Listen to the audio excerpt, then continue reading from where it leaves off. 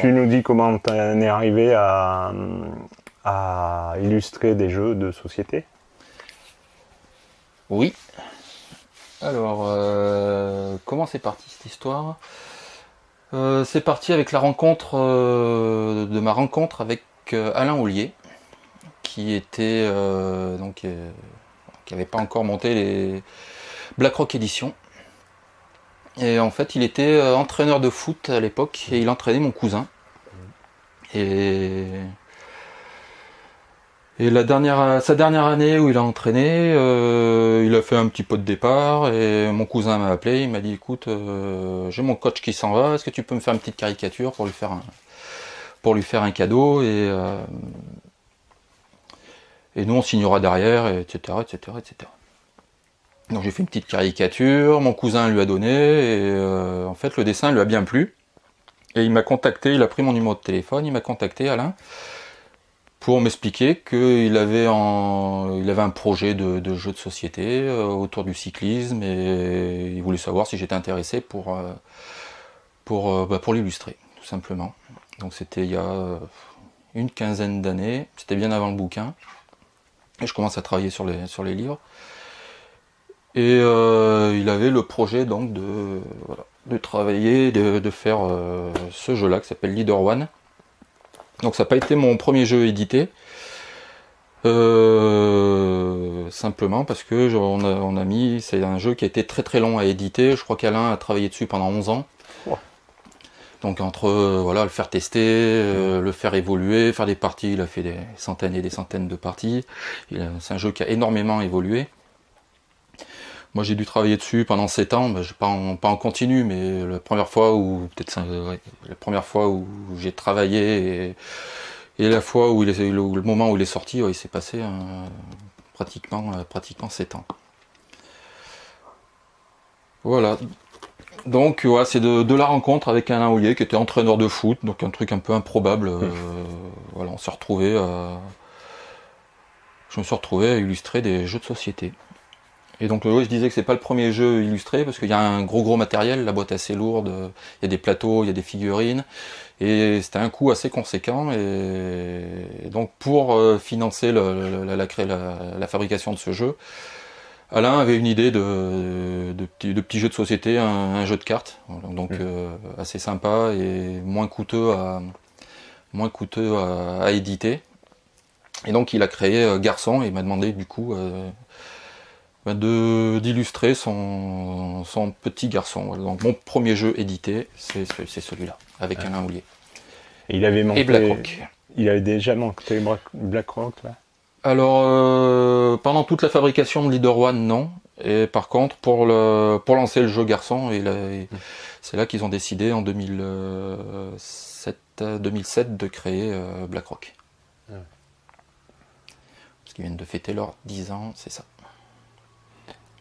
Ok, donc après, ça a enchaîné toujours avec BlackRock?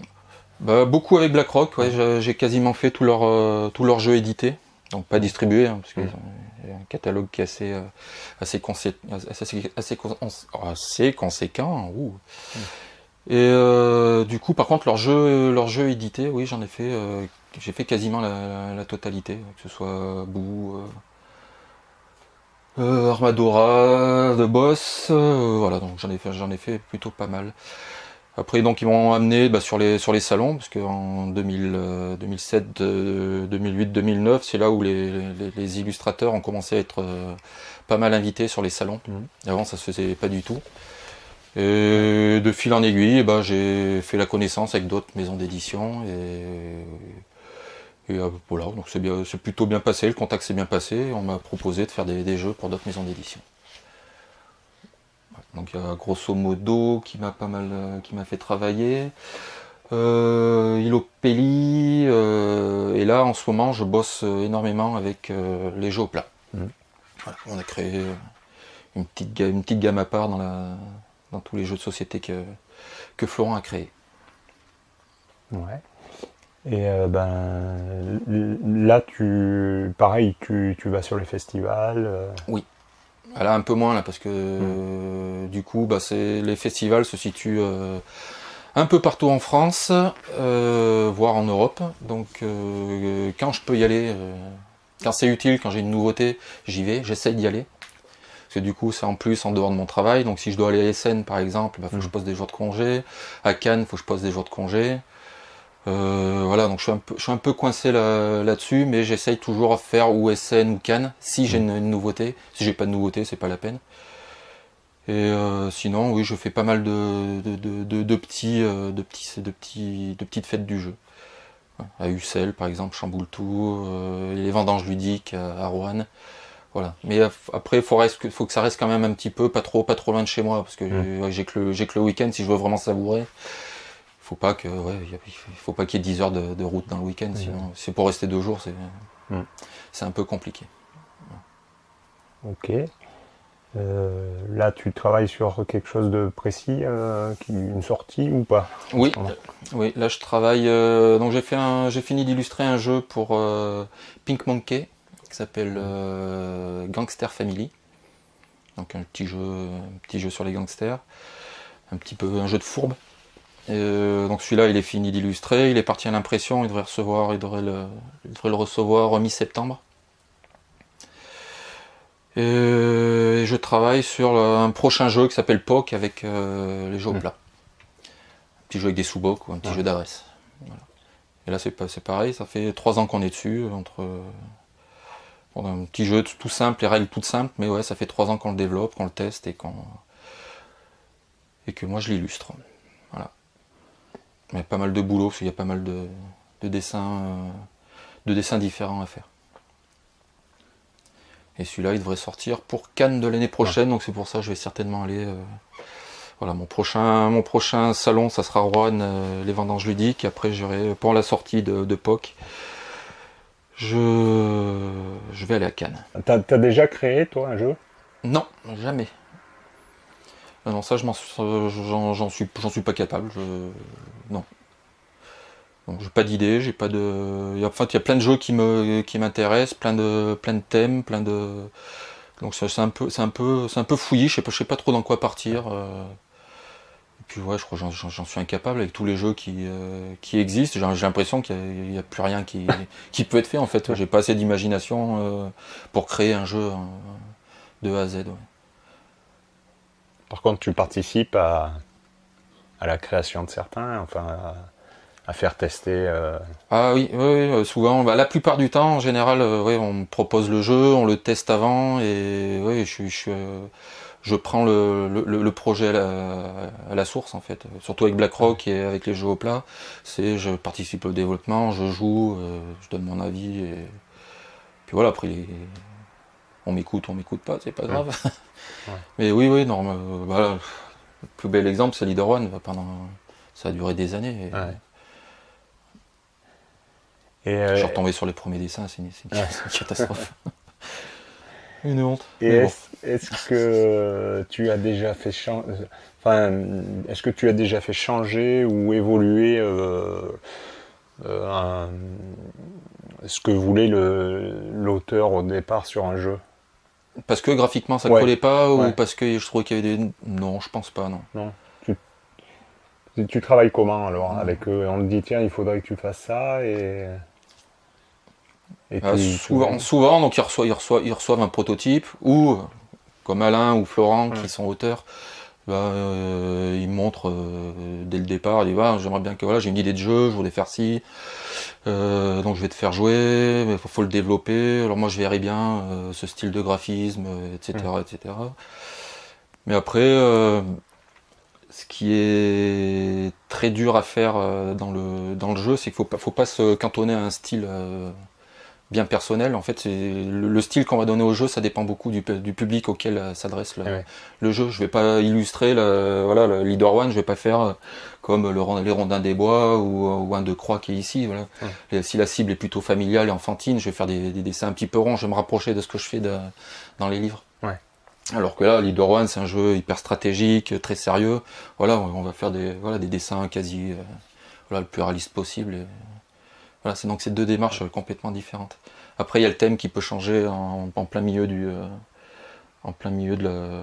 l'édition du jeu. Par exemple. Alain m'appelle un jour, il me dit ouais j'ai un jeu de champignons. Voilà, donc faut placer il faudra un plateau avec un champ où va y avoir des Bébert la girole qui va partir aux champignons, mais sur des terrains il a le droit de l'en prendre. Là, ici il y a un taureau, donc là il y a un danger. Voilà, donc il a imaginé toute une mise en scène pour son jeu. Et donc je fais tous les dessins, je fais le plateau, je dessine Bébert la girole, je dessine les policiers, je dessine la vache, le taureau. Donc je fais tous les graphismes. Ils partent en Espagne pour faire un petit salon du jeu. Le lundi matin, il m'appelle, il me dit ouais, on a fait tester le jeu, j'ai une bonne nouvelle et une bonne nouvelle et une mauvaise. Ah. Bon, la bonne, le jeu, les gens ont adoré, d'accord. Mais par contre, le thème, c'est pas bon, on va le changer. Bon, ouais. En fait, du coup, il s'est rendu compte que la cueillette de champignons, c'était un thème très très léger, alors que le jeu était plutôt très stratégique, c'est un jeu de placement, un jeu de majorité. Et il m'a dit, écoute, on va changer complètement le thème, et on va faire la prohibition dans les années début du XXe siècle. Ouais. Et donc j'ai refait les dessins, et c'est là que, voilà, donc ce jeu-là, c'est The Boss. Ah bah oui. Voilà. Donc qui était à la base Bébert la girole. Voilà. Voilà. Donc il y a tout ça, ouais. Et en fait, on teste pendant des années, les auteurs changent les règles. Voilà, ils pensent qu'ils sont dans le droit chemin. On se dit, on va vers un jeu de dés. Finalement, ça sera plutôt un jeu de cartes. Voilà, et puis l'illustrateur est obligé de s'adapter à la demande et puis aux réactions des gens. Eh oui. Ouais, donc, on peut pas savoir, tant qu'on n'a pas fait tester, de toute façon, on peut pas savoir si le jeu marche et si les graphismes vont bien avec le. Mais en général, tu fais les graphismes plutôt sur la fin déjà. Ah oui. Parce que sinon, s'il faut t'amuser à les refaire toutes les 4 matins. Oh, ça m'est arrivé une fois l'histoire de The Boss, mais oui, en général, c'est la dernière ligne droite. Le jeu est fait. Enfin, l'idée du jeu est écrite, les règles sont faites, et à partir de ce moment où normalement il ne devrait pas y avoir grand chose qui change, on lance l'illustration. C'est le dernier truc à faire avant l'édition. L'impression et l'édition, pardon. Oui. Et au niveau de la rémunération, c'est comment ça marche pour les éditeurs, pour les illustrateurs, c'est au bon vouloir de l'illustrateur et de l'éditeur. Mais ça peut être ça peut être du fixe. Un fixe, je te fais tant de dessins, c'est tant par dessin et point barre. Il y a royalties, donc tu me donnes rien. Par contre, si le jeu, à partir de temps de jeu, tu me donnes tant, à partir de temps de jeu, tu me donnes tant. Ouais. Et il y a le medley où on donne une petite somme et puis après on a aussi des royalties à partir d'un certain nombre de jeux vendus. Ah ouais. Après il y a pas de règle, rien de fixé. Ça dépend de la qualité des dessins, le nombre de dessins qu'il y a à faire. Est-ce que l'illustrateur a la cote ou il l'a pas? Bien. C'est quelque chose que tu aimes bien, tu comptes faire encore longtemps? Oui. Ouais. Ah oui. Moi, c'est un petit peu ça me fait du bien de travailler un peu. Déjà, travailler avec des gens. C'est bête, mais c'est pareil dans l'illustration de livres. Je déteste travailler tout seul. Je serais incapable de faire mon texte, travailler sur mon texte, dessiner mes textes. Déjà, écrire c'est dur, mais en plus, travailler tout seul. Ouais. Je trouve que travailler à plusieurs, ça monte vers le haut, ça monte la qualité du travail vers le haut. Moi, j'ai besoin de ça, j'ai besoin qu'on me dise, ça va pas. Quand on est trop dedans, on travaille, et puis c'est des mois de travail, donc au bout d'un moment, on voit plus rien. On a nos petites tablettes graphiques, on a nos petites feuilles de papier, et puis on a l'impression que le dessin est bien, mais non, ça colle pas, parce que tiens, t'as vu, regarde, tac, tac, tac, vaudrait mieux ça. Ah oui, c'est vrai. Pourquoi j'y ai pas pensé? Et justement, tiens, tu fais bien d'en parler, tu travailles comment? D'abord tu fais les dessins au crayon, puis tu passes sur l'informatique après, ou direct sur Alors j'ai deux manières de travailler. Dans le domaine du jeu, je travaille beaucoup, donc je fais mes dessins sur sur papier. Donc je prends mon petit critérium, ma feuille de papier, et je griffonne. Je lance mes premiers dessins à l'auteur ou à l'éditeur, qui me dit oui, bah, j'aime bien le style graphique, ou j'aime pas, fais plus enfantin, fais plus sérieux. Voilà, donc il y a pas mal déjà, à partir de croquis, il y a pas mal d'échanges déjà. Et après, si le style plaît, bah, je retravaille mes croquis avec un dessin plus poussé, plus détaillé. Ce dessin, je le scanne et je passe la couleur sur ordinateur, sur Photoshop. Ah ouais. Donc ça, c'est dans quasiment tous mes jeux, je fais comme ça. Je fais jamais par contre de création directement les croquis sur ordinateur. J'aime bien le contact du papier. Et pour les bouquins, je travaille différemment. Je travaille donc je fais pas pareil, hein, je fais mes croquis, je propose à l'auteur, ça lui plaît pas, parce qu'elle a des choses en tête, elle. Je dis elle parce que je travaille quasiment qu'avec des filles. Dans l'édition de livres pour enfants, c'est beaucoup des auteurs féminines. Et donc je propose mes dessins, si ça leur va, bah, c'est pareil, donc je pousse le dessin un petit peu, je fais un dessin plus poussé, je scanne mon contour. Donc ce dessin en noir et blanc, je le scanne, et après je le passe à la couleur, à la gouache et au pastel sec. Donc du coup ça efface tous les traits, mais comme je les ai scannés, hop, je scanne la couleur, et sur ordinateur je mets le trait par-dessus la couleur. Parce que j'aime bien garder mon trait, il y en a beaucoup qui l'effacent, je vois pas beaucoup d'illustrateurs qui font ça, qui gardent leurs traits, même les traits de construction, des traits qui sont faux. Je vais les garder, je vais quand même les garder pour le produit, pour l'impression finale. Moi j'aime bien cette espèce de pas salir le dessin, mais voilà, pas un truc pas clean, pas lisse, voilà, un peu cracra.